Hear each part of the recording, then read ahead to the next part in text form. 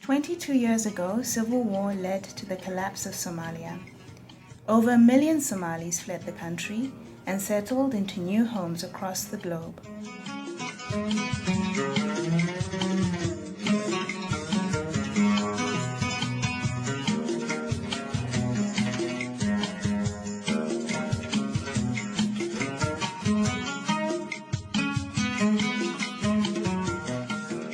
But today, Somalia is beginning to get back on its feet. The reconstruction process has started. A central government has been established, and the region is once again experiencing a sense of stability. However, without a central government or central bank, for much of the last 2 decades, Somalia could not operate developed mainstream financial institutions. In this void of government and financial regulations, common banking tools such as loans, saving accounts, and wire transfers simply could not exist in the country. Within this gap, innovative Somali Money Transfer Systems emerged to ensure that the region's large diaspora overseas could continue to send money back to Somalia. Around 1.0 to 1.5 billion US is remitted annually through these Somali Money Transfer Systems, or SMTs, to 40% of the Somali population. It's a fast, efficient system that gets more money into the hands of Somalis than global humanitarian aid. Money is given to an agent in Europe or North America to send to Somalia. SMTs charge a 3 to 4% service fee. Other money wire transfer services charge approximately 6 to 8%. Money is not physically sent to Somalia.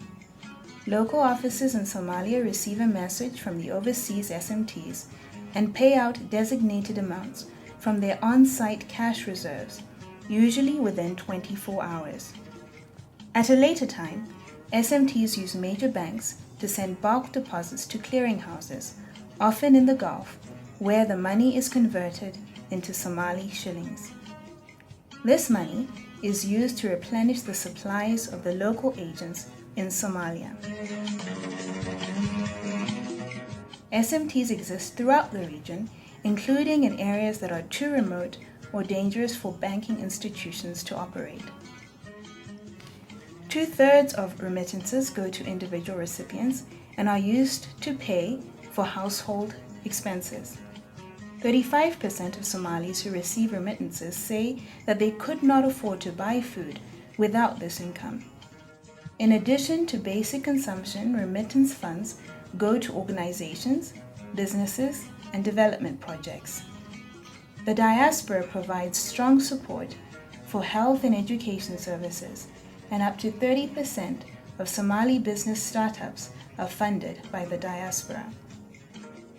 Recently, some major UK banks announced that they will withdraw their support from Somalia's SMT businesses, citing insufficient checks in place to prevent the abuse of their services and too great a regulatory risk for these banks.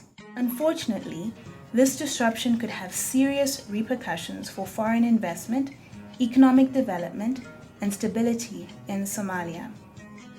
How will the current Somali money transfer industry evolve? How will Somalis receive money for household expenses, businesses, or economic development needs? How will investors fund projects and businesses in Somalia? No doubt, new systems will emerge to ensure money can continue to flow into Somalia. However, the concern for many onlookers is whether these transfers will actually be less regulated and less transparent. This is a global problem that requires a global solution. Somalia's continued stability and future depends crucially on economic development and reconstruction. Fragile states require jobs, economic growth, and the promise of productive, healthy livelihoods to achieve stability and a lasting peace. Obstructing the operations of compliant SMTs without providing adequate, safe alternatives could have a severe impact on Somalia's economic reconstruction. It is imperative to protect the livelihoods of those Somalis who are dependent on remittances.